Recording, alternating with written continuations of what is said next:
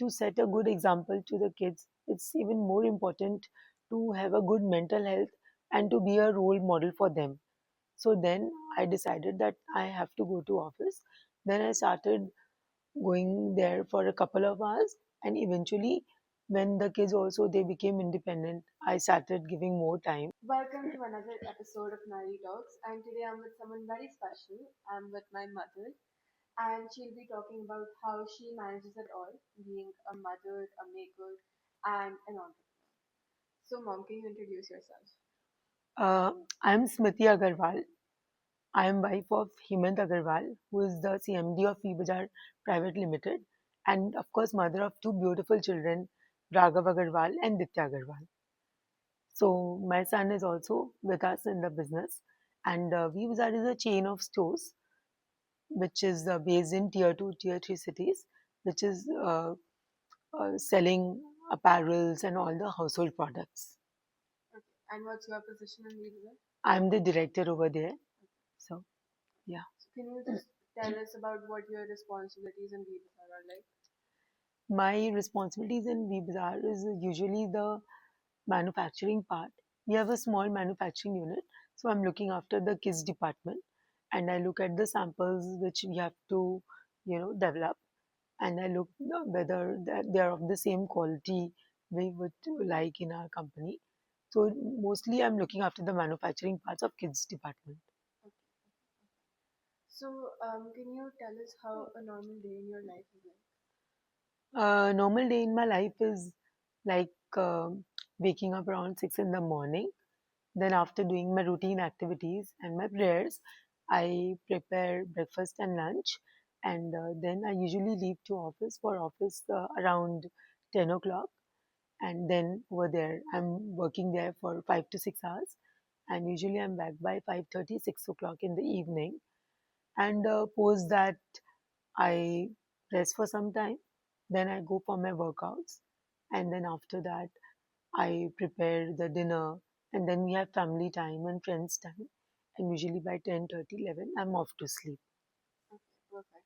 So, how do you allocate time for your ambitions and goals for as an entrepreneur and your Mhm. role as a mother? See, ambitions and goals are very important for our life. So the time management is like I have my set boundaries that this is a certain time which is specially allocated for my housework and my kids and my family friends. So I don't let the office work come in between. And when I'm in office, I'm rigorously working over there. Sometimes I even use my lunch hours for working. But that time home home is like taking a back seat. That time only office work takes the priority. But when I am at home, office doesn't come in middle. That time only my friends, family, and my hobbies are my priorities.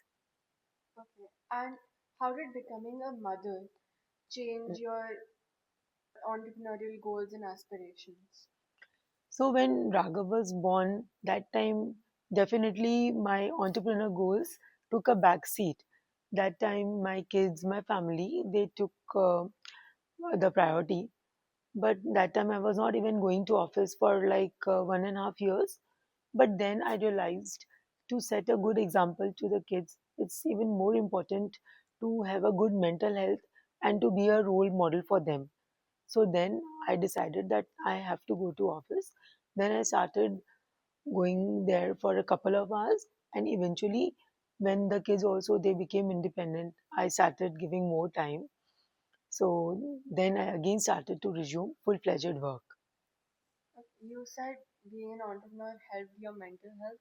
So, can you expand a bit on that?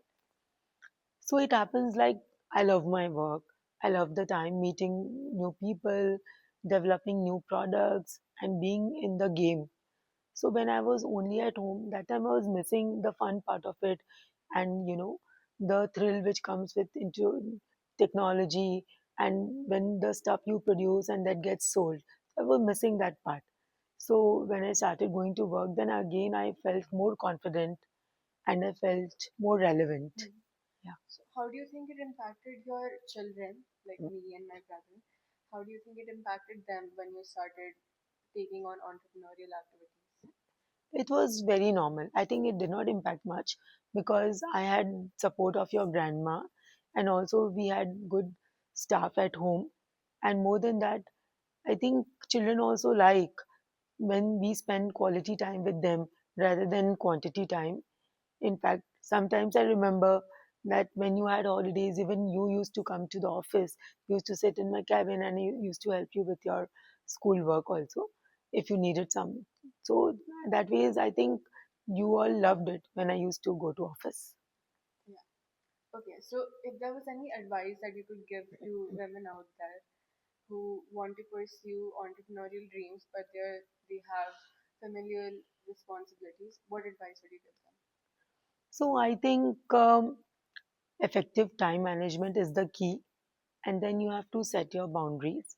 And more than that, you also have to understand, like, you have to set realistic goals.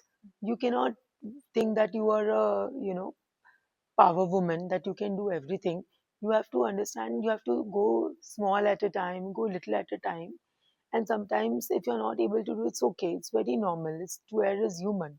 So then you have to, I think, setting realistic goals and delegating work is also very important. Sometimes when you delegate work to the colleagues or to the fellow entrepreneurs, then you can eventually help yourself also and achieve your dreams also. Okay. Thank you so much. Thank you.